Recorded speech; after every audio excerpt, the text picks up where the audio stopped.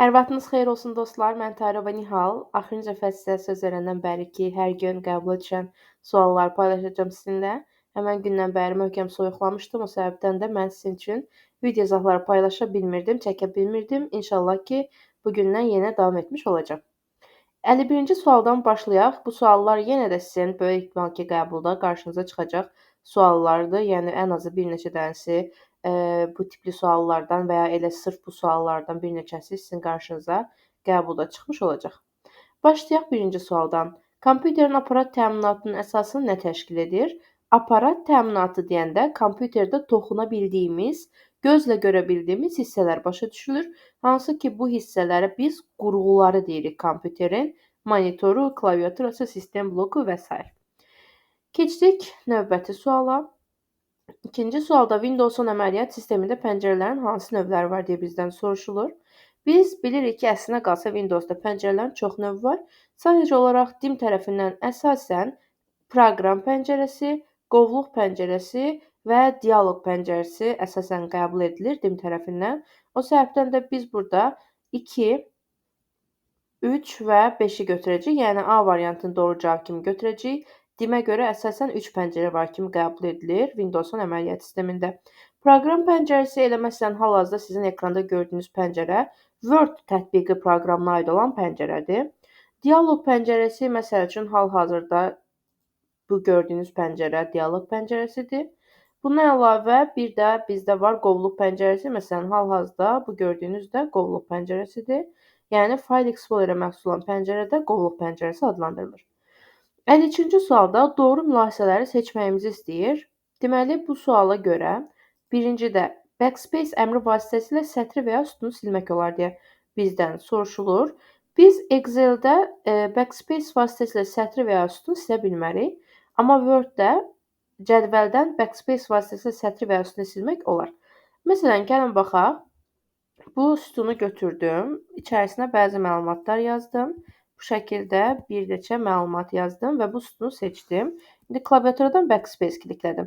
Fikir verirsə Backspace baxmayaraq ki, mən bütün sütunu seçmişəm, sadəcə bircə dənə xananın içindəkini sildi. İndi yenə bir dənə də bir şeylər yazıram və Enter vururam. İndi bunu seçdim. Seçəndən sonra isə Delete vurdum. Delete isə bu seçilmiş o içində nə qədər şey varsa hamısını silir. Deməli Backspace sadəcə bir dənə şey silir. Delete bütün diapazonu silir. Amma heç bir halda nə Delete, nə də Backspace bütövlükdə sütunu silmir. Sadəcə içindəkiləri silə bilirlər. İndi əgər bütövlükdə sütunu silmək istəyirsə, buradan Delete eləyə bilərsiniz ki, o sütun silinsin. Sadəcə olaraq biz qeyd etmişdik ki, sətr və ya sütunun silinməsi sıralamada heç bir dəyişikliyə yol açmır. Yəni B sütunu buradan yoxa çıxmır da. Biri silinir, avtomatik olaraq digəri yenidən əlavə olunur. Yəni ümumiyyətlə sütunun oradan yoxa çıxmağına heç bir halda silinmə səbəbiyyət verə bilmir. Başqa hallar mövcuddur sütunun yoxa çıxması üçün. Ona da digər dərslərdə izah etmişəm sizin üçün. İndi digərlərini də yoxlayacağam sizin üçün burada. Orada qeyd edilib ki, seçilmiş sütundan sağa sütun əlavə etmək olar, yoxsa sola sütun əlavə etmək olar, yoxsa yuxarı sətr əlavə etmək olar, ya da aşağı sətr əlavə etmək olar. İndi bunları yoxlayaq gəlin. Məsəl üçün bir şeylər bura yazdım. Əlavə etdim. Bunları da bir neçəsini bura yazaq ki, bizim üçün rahat olsun. İndi gəlin baxaq görək. Bunu seçdim. Seçilmiş hal-hazırda buradır, düzdürmü? İndi nə edəcəm? Əlavə edəcəm. Baxaq görək. Insert row. Sətr əlavə edirəm. Görün hara əlavə olunur o sətr. Özündən yuxarıya, düzdürmü? Seçilmiş sətirdən yuxarıya sətr əlavə edildi. Fikir verdiniz də? Sətr, bax bu aşağı gəldi, bu yuxarıya getdi, düzdürmü? Yuxarıya əlavə edilmiş oldu, düzdür? İndi gəldim, nə edirəm? Yoxlayım görüm, bəs sütun hara əlavə edilir? İndi bunu seçdim. İndi sütun əlavə edəcəm. Insert column. Fikir verin. Sütun isə sola əlavə olundu. Deməli, sətr yuxarıya əlavə olunur, sütun isə sola əlavə edilir. Başqa da bir seçənəyim yoxdur, görürsünüz? Demir sağa yoxsa sola. Elə basan kimi öz-özünə avtomatik yuxarıya, öz-özünə avtomatik sola əlavə edir. Mənə seçim vermir. Ona görə də mən deyəcəm ki, seçilmiş sütundan bir aşağıya, seçilmiş sətirdən aşağı sətr əlavə etmək olmaz deyəcəm. Bir də seçilmiş sütundan sağa sütun əlavə etmək olmaz deyəcəm. Burada ikinciyə baxıram ki, yazıb yuxarı olmaz, əksinə yuxarıya olar. Burada yazıb seçilmiş sütundan sağa sütun əlavə etmək olmaz. Bu düzdür. İş vərəqini insert lent tabına əlavə etmək olar. Bu yanlışdır. İş vərəqini home lent tabından silmək olar. İndi gəlin baxın. Home lent tabına gəldim. Sales lent qrupunda insert görürəm. Insert sheet iş vərəqi əlavə etmək. Gördünüz? Yəni insertdə deyil, iş vərəqini əlavə etmək home-dadır. Bir də delete hissəsindən delete sheet vərəqi silmək də həmçinin home-dadır. Home-da, yəni sales lent qrupundadır. Deməli bu düzdür. Sətir ya da sütunu gizlətmək üçün home lent tabından istifadə etmək olar. Bu da doğrudur. Deməli home lent tabına gəlirəm və burada görürsüz ki, format lent əmrinin tərkibində hide unhide bölməsi var. Sətir, sütun, vərəq və bunları deməli home lent tabı vasitəsilə gizlədə bilərsiniz. Daha sonra, yəni bu da doğrudur. O zaman belə çıxır ki, bizdə hansılar doğru oldu? 3, 5 və 6, yəni B variantı doğrudur. Keçək növbəti suala. Kompüterə quraşdırılmış bütün proqramlar. Burada bəhs edilmir. İstifadəçi üçünmü nəzərdə tutulanlar, sistem üçünmü nəzərdə tutulanlar, belə ayrımcılıq yoxdur. Yəni nə olur olsun, yetər ki proqram olsun. O zaman biz burada nədən söhbət getdiyini başa düşürük? Bütün proqramlardan söhbət getdiyini, yəni ümumiyyətlə proqram təminatı, yəni software bölməsindən söhbət getdiyini başa düşürük. Çox hallarda tələbələr həmişə demək olar ki, buna tətbiqi proqram cavabını yazırlar, amma bütün proqramlar deyilir. Biz kompüterə təkcə tətbiqi proqram endirmirik. Adicə antivirus məsəl üçün o sistem proqramıdır məsələn. O zaman deməli burada söhbət hamıdan gedir deyə proqram təminatını götürməliyəm. Deməli başladıq bu suala. 5 dənə sətir, 5 dənə sütundan ibarət olan cədvəl verilib. Bunu işləmək üçün təbii ki də 5 vur 5, 25 xana götürüb, daha sonra elə belə deyə də şifahi də işləyə bilərsiniz təbii ki də. Amma indi daha belə deyək, imtahanda bilirsiniz ki, adamın beyni biraz dumanlı olur imtahanda. O səbəbdən bizi çaşdırmamaq adına imtahanda belə rahat, yəni çox da vaxtınızı alacaq bir şey deyil. 2 dəqiqəyə bu formada bir dənə çəkirsiniz, cədvəl çəkirsiniz özünüz üçün. Daha sonra həmən cədvəlin üstündə sizə verilən qaydaları tətbiq edirsiniz və işləmiş olursunuz. İndi nə deyir mənə? 5 dənə sətir var, 5 dənə sütun var, düzdürmü? 1 2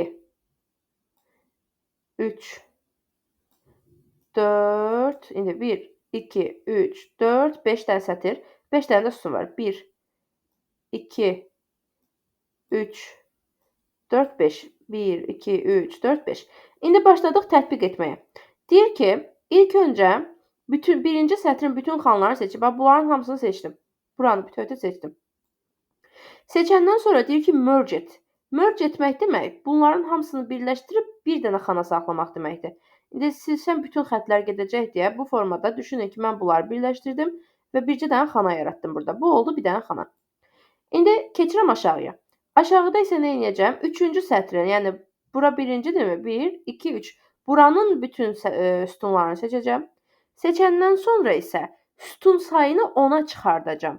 Bax, nə yazıb? Deyir ki, 3-cü sətirdə deyir seçəndən sonra bunu tətbiq etmişəm, buradakını. Buradakı nədir? Görürsünüz, sətir sayında dəyişiklik yoxdur. Yenə də elə bir dənə saxlayıb sətiri, amma sütun sayını 10-a çıxardım. Məndə hal-hazırda hər sətirdəki o sütun sayı 5 deyil, xana sayı 5 deyil. Onu 10-a çıxardıram. Bax, fikir verin, number of columns 10 olsun deyir. Amma bu o demək deyil ki, əvvəl 5 dənə var idi, üstünə 10 gəl, olsun 15. Nə vaxt elə olardı? Əgər burada merge cells before split aktiv olmasaydı, o zaman 15 olardı xana sayımız. Əvvəlkinin üstünə gələrdim 15 olardı. Amma burada deyir ki, sən bu 10 dənəyə parçalama prosesi var. O parçalama prosesindən öncə əvvəlcə deyir bunların hamısını birləşdir. Elə bil ki, belə edirəm. Bax, 3-cü sətrin bütün xanlarını birləşdirirəm, bir dənə sətir yaradıram. Ondan sonra da sütun sayını 10-a çıxardıram. Bax, fikir verin, bu formada sütun sayını 10-a çıxardıram. İndi elə eləməkdənsə birləşdir, sonra 10-a böl. Hazır düşünürəm ki, hazır burada 5 dənəsi var da, düzdürmü? Məndən də demir ki, bu sütun sayı 10 olsun. Mən də düşünürəm ki, onsuz da hazır 5 dənəsi hal-hazırda burada var. Bu hər bir xananı bölüm 2 yerə olsun 10 dənə də. Bax, indi olmadı, fikir ver.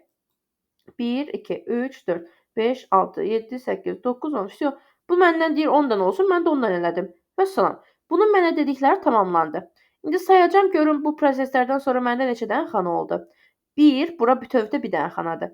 2, 3, 4, 5, 6, 10 dənə burada var idi, oldu 16.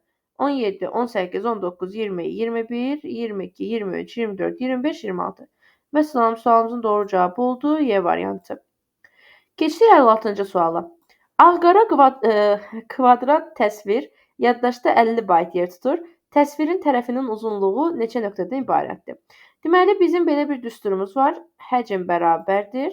Şəklin enindəki piksellər vurulsun. Şəklin uzunluğundakı piksellər vurulsun bir dənə pikselin yaddaşda tutduğu yer. İndi məndə deyir ki, bu kvadrat formalı təsvirdir. İndi bu düstura görə, yəni sırf bu məsələyə görə mənim düsturum belə olacaq. Həcmi onsuz da mənə verib, görürsüz, deyir yaddaşda 50 bayt yer tutur. Yazacağam 50 bayt bərabərdir. Kvadratik olduğuna görə mən bilirəm ki, enində və uzunluğunda eyni qədər nöqtə var. O səbəbdən A vur B yazmağın əvəzinə A vur A yazıram, eynidirlər onsuz da. O da edir A kvadratı. A kvadratı vurulsun. İndi nə deyir? Mən normalda bir dənə pikselin düşdüyü yerə bir dənə pikselə düşən yerə vurmalıyam da bunu, düzdürmü? Ağ-qara kvadrat təsvir deyəndə ağ-qara bilirsiniz ki, nədir? Görürsüz özü də deyir ağ və qara. Cəmi cümlətanın 2 dənə rəng var deməkdir burada. 2 nə deməkdir bəs? Qüvvət formasında göstərsən 2 üstü 1 demək deyil. Bəs biz bilirikmi ki, 2 üstü n rəngli palitrada hər rəngə n bit qədər yer düşür. O zaman 2 üstü 1 rəngli palitrada, yəni ağ-qara palitrada hər təsvirə 1 bit düşməlidir.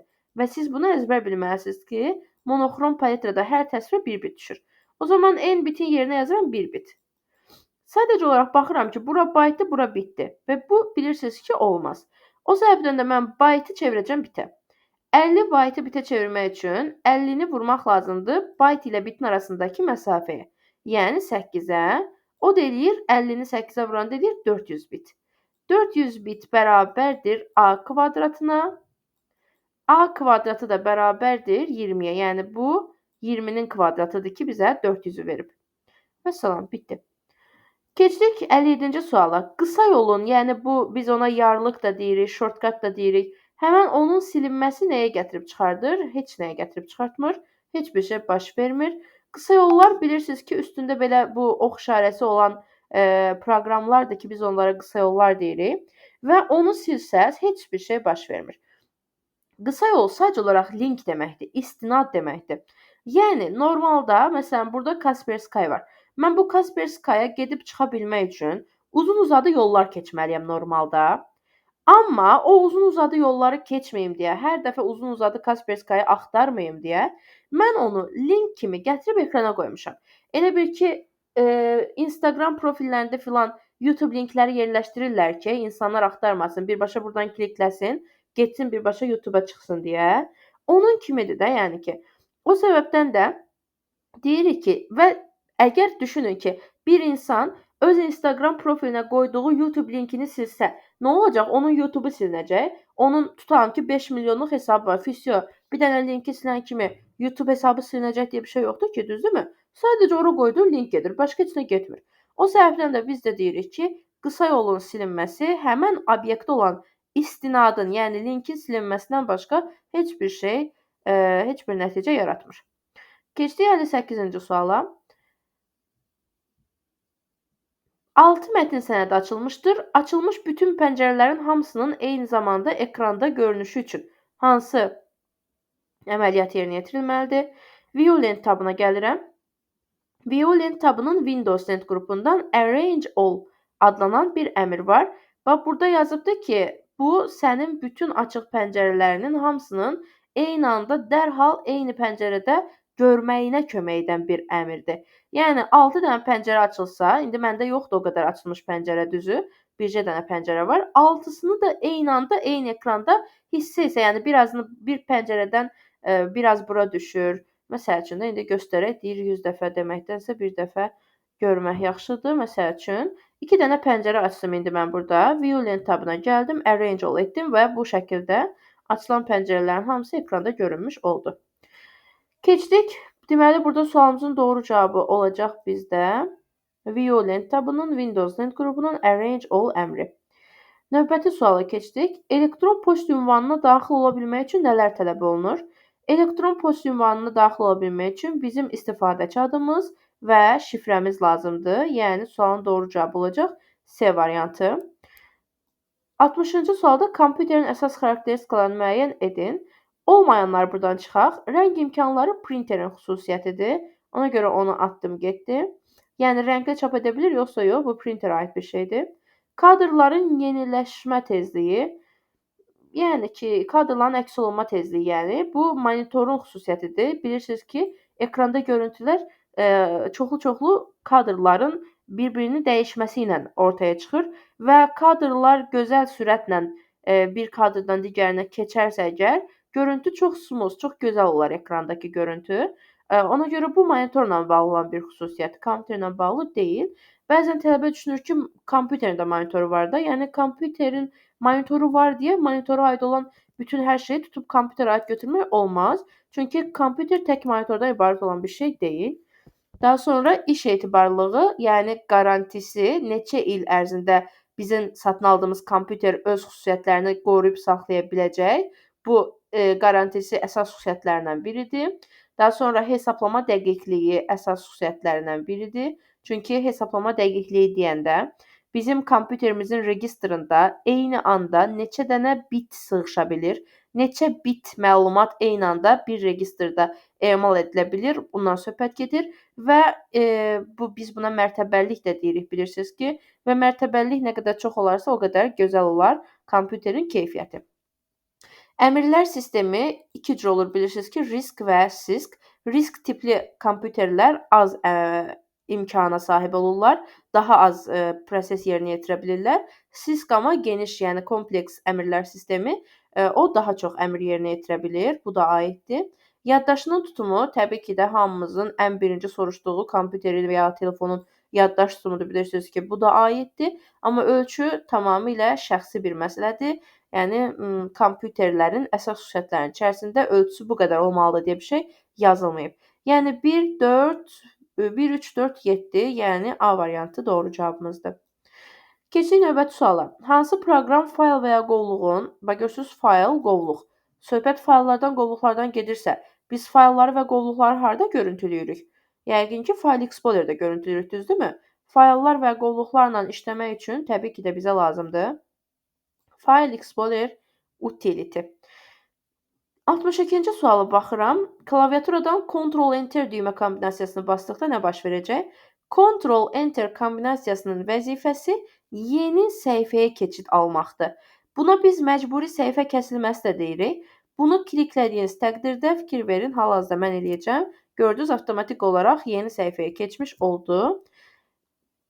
Belə. İndi tələbələr bəzən yeni abzas və yeni sətirlə qarışdırırlar bunları. Deməli, yadınızda saxlayın ki, Ctrl-Enter yeni səhifəyə keçir.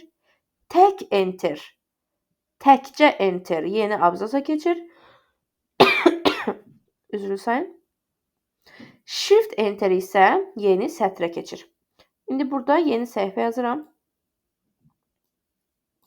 ASCII nə deməkdir? Amerika standart kod necə idi? Onun açılışı unutdum indi. For information interchange şəklində olmalıdır bildiyim yerə qədər. Yəni informasiya mübadiləsi üçün Amerika kod standartı. Sualın doğru cavabı B variantıdır. İngiliscə versiyasını hal-hazırda xatırlaya bilmədim. Ancaq Azərbaycanca versiyası dəqiqdir ki, informasiya mübadiləsi üçün Amerika standart kodu olacaq sualımızın doğru cavabı. 64-cü sualda OLE obyekt sahəsi nəyi yadda saxlayır deyə bizdən soruşulur. OLE, yəni Object Linking and Embedding sözündən götürülüb. Obyekt yerləşdirmə texnologiyasıdır OLE texnologiyası və OLE obyekt yerləşdirdiyi üçün obyekt də nədir? Şəkillər, fiqurlar, musiqilər, bunlar obyektlər sayılırlar. Və biz onların ümumi adı kimi multimedia deyirik, bilirsiniz ki. O səbəbdən də burada sualımızın doğru cavabı olmalıdır Y variantı. Aksesdə OLE obyekt sahəsində şəkil, video, musiqi, qrafik kimi şeylər əlavə edə bilərsiniz. 65-ci sualda slayda cədvəl əlavə etmək imkanı proqramın hansı tabında yerləşir? Slaydlara cədvəl əlavə etmək ümumiyyətlə adətən bilirsiniz də İndi PowerPoint üçün bu dediyim həmişə keçərli deyil, amma Word üçün hə. Əlavə etmək suallarının cavabı Word-də insert olur. Sadəcə PowerPoint-də biraz dəyişiklik göstərə bilir bu durum. İndi baxın, insert-dən yenə də əlavə edirəm amma burada da. Fikir verin, cədvəli insert lentabı vasitəsilə sənədimə əlavə etmiş olacağam. Yəni burada A variantı. Təqdimat hansı məqsədlə hazırlanır? Təqdimatlar slaydlardan ibarət olurlar və adətən slaydların təqdim edilməsi məqsədi ilə, nümayiş etdirilməsi məqsədilə hazırlanırlar. Bu səbəbdən də sualımızın doğru cavabı olacaq slaydların nümayişi B variantı. 68-ci sualda blok sxem verilmiş alqoritmə əsasən S dəyişəninin qiymətini tapmaq lazımdır. Fikir verirsinizsə, A dəyişəninin başlanğıc qiyməti, B dəyişəninin başlanğıc qiyməti verilib və bunun nəticəsində S-in qiymətini almaq lazımdır. A-nın başlanğıc qiyməti 5, B-nin başlanğıc qiyməti isə 4-dür. Şərt bloku ilə qarşılaşdırıram və şərt blokunda məndən soruşur ki, 5 4-dən böyükdürmü? 5 4-dən böyük deyil. Üzr istəyirəm, 5 4-dən böyükdür. Ona görə də hə deyəcəm. Gəldim bura. O zaman deyir A qiymətini dəyişsin. Nə olsun bəs? A-nın cari qiyməti, yəni 5, üstə gəlsin 1. Yəni A-nın yeni qiyməti oldu 6, köhnəsinin üstündən xətt çəkdim. S-in isə qiyməti olsun A-nın cari qiyməti, yəni 6, vurulsun B, yəni 4. 6 dəfə 4-ün 24 olacaq. Bu da dövrü alqoritm olmadığına görə elə buradaca bitdi. Geriyə filan qayıtma yoxdur. Elə birbaşa S-in 24 qiyməti çapa getmiş oldu. 69-cu sualda düzgün variantları seçməyimizi istəyir. Yaddaş daxili və xarici olmaqla iki yerə bölünür. Bilirik ki, daxili yaddaş qurğuları RAM, ROM, BIOS, CMOS, video yaddaş kimi yaddaş qurğuları, cache yaddaş həmçinin aiddir daxili yaddaş qurğularına.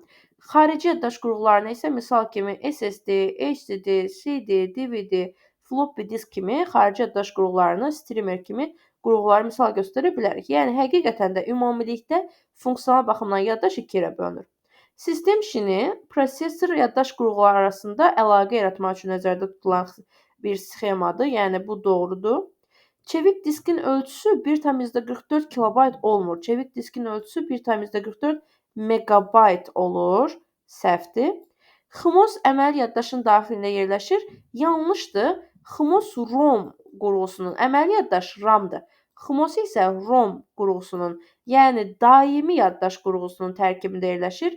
Bilirik ki, ROM-un içində həm BIOS, həm də CMOS olmaqla iki dənə əlavə bir qurğu yerləşir bilirik ki. 5-ci sualda isə prosesor hesab məntiq əməliyyatlarını yerinə yetirir. Biz bilirik ki, mikroprosesor, yəni CPU qurğusu iki hissədən ibarətdir. Hesab məntiq qurğusu və idarəetmə qurğusu. Yəni kompüterdəki həm hesabi və məntiqi əməliyyatları bizim kompüterimizin prosesoru yerinə yetirir, həm də idarəetmə əməliyyatlarını kompüterin prosesoru yerinə yetirir. Yəni burada 1, 2 və 5 bizdə sualın doğru cavabları olmuş olacaqlar. Növbəti suala keçid aldıq. Burada sualda belə yazılmışdı, elə xatırlayıram ki, nisbi ünvanı Excel-də nisbi ünvanı mütləq ünvana necə çevirə bilərik? Məsələn, nisbi ünvan bilirsiniz ki, məsələn, bu formada yazılış nisbi ünvandır. Yəni, nə sütunun, nə də sətrin qarşısında dollar işarəsi yoxdursa, biz buna nisbi ünvan deyirik. Amma həm sətrin, həm də sütunun qarşısında dollar işarəsi varsa əgər, biz buna mütləq ünvan deyirdik. Ya sətrin, ya da sütunun, yəni ikisindən sadəcə birinin qarşısına dollar işarəsi var idisə də biz buna qarışıq ünvan deyirdik. İndi bu haldan bu hala bir dənə klaviatura düyməsinin köməyi ilə necə keçə bilərəm? F4-ü klikləməklə keçə bilərəm. F4-ün vəzifəsi Excel-də nisbi ünvanları mütləq ünvana çevirməkdir. 71-ci sualda bizdən soruşulur ki, onluq say sistemində verilmiş hansı ədədlərin ikilik say sistemindəki təsviri zamanı birlərin sayı sıfırların sayından 2 və daha çox olacaq. Yoxlayaq. 39-u necə yaza bilərəm? 39-u 32 üstə gəlinsin. Deməli 4 üstə gəlinsin. 32 üstə gəl 4 üstə gəl 2 üstə gəl 1 yaza bilərəm. Düzdürmü? Elədir 39. İndi 32 nə deməkdir? 2 üstü 5. Yəni bir dənə 1, 5 dənə 0 deməkdir bilirsiniz ki. Üstə gəlinsin. 4 nə deməkdir? 1 dənə 1, 2 dənə 0. 2 nə deməkdir? 2 üstü 1 deməkdir bilirsiniz ki. Yəni bir dənə 1, bir dənə 0. Və 1 də 1 deməkdir. Bunları alt-alta toplasam, deməli 1, 1, 1, 0, 0, 1. İndi 1, 2, 3, 4 dənə 1'im var, 2 dənə də 0'ım var. Yəni bu 4-dən 2 çıxsa nə qalacaq? 2 qalacaq. Deməli həqiqətən də birincidə birlərin sayı sıfırların sayından 2 vahid daha çoxdur. Bilirsiniz ki, vahid nə qədər olduğunu tapanda çıxırıq. Dəfə ilə tapmaq üçün isə bölürük biz onu. Deməli birinci düzdür. Dördüncüyə baxaq. Deməli 51'i götürdüm. Bu səfər toplama qaydasına getməyəcəm. 36, 39'u toplayaraq alt-alta tapmaq daha rahatdır. Yəni 51'i də bölərək göstərim. Mənə 51'i bölərək göstərmək daha rahat gəlir. Təbii ki, istəyirsinizsə başqa bu tipli qaydalardan istifadə edə bilərsiniz. Hamısı eyni şeydir. 51'i 2'yə böləndə düşəcək 20, 25 dəfə, qalıq 1. 25'i böldüm 2'yə, düşdü 12 dəfə, qalıq 1. 12'ni böldüm 2'yə, düşdü 6 dəfə, qaldı 0. 6'nı 2'yə bölsəm, düşəcək 3, bir dəqiqə 2'yə bölsəm, sığışmadı bura. Bu tərəfdən davam edirəm. 6'nı bölsəm 2'yə, düşəcək 3 dəfə, qalacaq 0. 3'ü də bölsəm 2'yə, bir dəfə düşəcək, qalacaq 1. İndi tərsinə yazsam əgər, belə bir şey olur. Buradan başlayıram. 1, 1, 0, sonra buradakı 0'ı götürürəm. 0, 1, 1. İndi 1, 2, 3, 4 dənə 1 var, 2 dənə 0 var. 4 çıx 2, eləyir 2. Yenə də aradakı fərq 2 vahid oldu. Yəni 4-cü də düzdür. Daha sonra növbətisini yoxlayıram. Deməli, bir də 5-cini yoxlayacağam, 43'ü. Görək orada aralarındakı məsafə nə qədərdir. İndi 43'ü götürdüm, başladım, böldüm 2'yə. 43 bölünsün 2. Düşdü 20, 21 dəfə, elədi 42, qaldı 1. 21'i böldüm 2'yə, düşdü 10 dəfə, qaldı 1. 10'u böldüm 2'yə, 5 dəfə, qaldı 0. 5'i böldüm 2'yə, 2 dəfə, qaldı 1. 2'ni böldüm 2'yə, 1 dəfə, qaldı 0. İndi 1, 2, 3, 4 dənə 1 var, 2 dənə 0 var. Yenə birlərin sayı sıfırların sayından 2 vahid çox olmuş oldu. Yəni eyni zamanda bu 5-cidə də düzgün nəticəni əldə edə bildik. Digərlərini də mən sizin yerinizdə yoxlamışam. Onlar da alınmır. Təbii ki də yoxlaya da bilərsiniz. 1, 4, 5 olacaq cavabımız. Sonra keçdik növbəti suala. Elektron cədvəldə SAM A2 A4 düsturunun qiyməti 16'ya bərabərdir. İndi A2-dən A4'ə qədərin cəmi nə deməkdir bizdə? A2-dən A4'ə qədərin cəmi A2 üstə gəlinsin A3 üstə gəlinsin A4 deməkdir, düzdürmü? Bunların cəmi məndə 16'ya bərabərdir. Tamam, bunu yazdım bir kənara. Deyir ki, əgər average A1 A4, bəs average A1 A4 nə deməkdir? A1-dən A4'ə qədərin ədədi ortasını tapmaq demək. A1-dən A4'ə qədər olan qiymətləri toplayıb sayına bölmək deməkdir. O zaman A1 üstə gəlinsin A2 üstə gəlinsin A3 üstə gəlinsin A4. Çünki A1-dən A4'ə qədər aralığa bu qiymətləri daxil edə bilirik ki. Çünki bu diapazon daxil ona görə. Bəs nə qədər ədəd iştirak edir burada? 1, 2, 3, 4. Ədəd ortanı tapmaq üçün toplamada iştirak edənlərin sayını bölürəm. Mənə deyir ki, buranın nəticəsi 5 eləyib. Görürsünüz 5 olduğunu yazıb burada. Buranı bərabər qoyuram 5'ə. İndi onsuz da A2-dən A4'ə qədər hissənin cəmi məndə varmı? Mənə verib də əvvəlki mərhələdə bunun cəmi nə olduğunu, düzdürmü? O zaman mən buranı siləcəm. Bir dənə A1'i verməyib. Və o cəmi yerinə birbaşa 16 yazacağım. Bu da məchuldur məndə hal-hazırda. O zaman belə bir şey olacaq. Bunları çarpaz şəkildə vursam. A1 plus 16 bərabərdir. 4'ü 5'ə vurdum, oldu 20. A1 də bərabər oldu 4'ə. Məsələn, sualın doğru cavabı oldu 4. Buranın cavabı oldu 4. Keçdik növbəti hissəyə. 30 səhifəlik sənəd verilmişdir. Bu dialoq pəncərəsindən bu qiymətlər daxil edilib. Yəni 30 səhifəlik sənəddən burada göstərilənlər çapa göndərilir. Hamısı yox.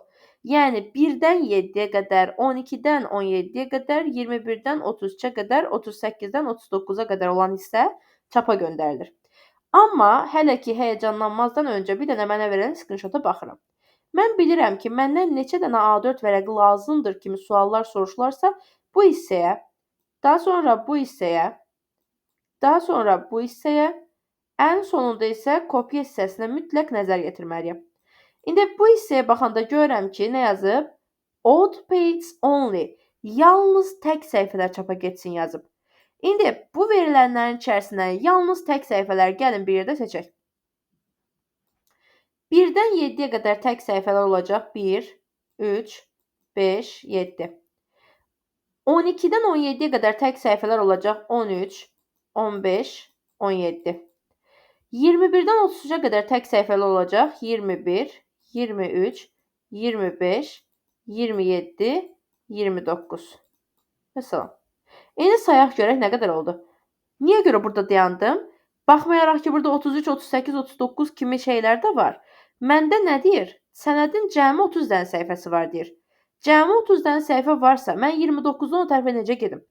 Yalandan yazıblar onlar ora. Ona diqqət etmirsiniz. Nə edəcəm? Bunları sayacağam. 1, 2, 3, 4, 5, 6, 7, 8, 9, 10, 11, 12. Ümumi 12 dənə səhifə çapa gedirmiş. Deməli, buranın nəticəsi alındı 12. Düşdüm aşağıya. Deyir, bir üzlü çap olunsun. Əgər tək üzlü çap olunacaqsa, 12 səhifənin çapı üçün elə 12 dənə A4 vərəqi götürməli olacağam. Hər üzə elə sadəcə bircə dənə səhifə düşsün. O zaman mən yenə də heç bir nəticə əldə edə bilmirəm. Yenə də 12 dənə səhifə üçün elə 12 dənə də A4 vərəqi götürməli oluram. Yəni heç bir qənaət edə bilmədim də. Nə qədər israfçılıq var, hamısını yazıblar bura obşim. O səhifədən də 12, yenə elə 12 dənə A4 vərəqi olduğu kimi qaldı. Bir adam üçün 12 dənə A4 vərəqi olduğu az deyilmiş kimi hələ mənə 2 dənə də kopya veriblər. Əgər bir adam üçün 12 dənə A4 vərəqi lazımdırsa, o zaman 2 adam üçün mənə deməli 24 dənə A4 vərəqi lazım olmuş olacaq.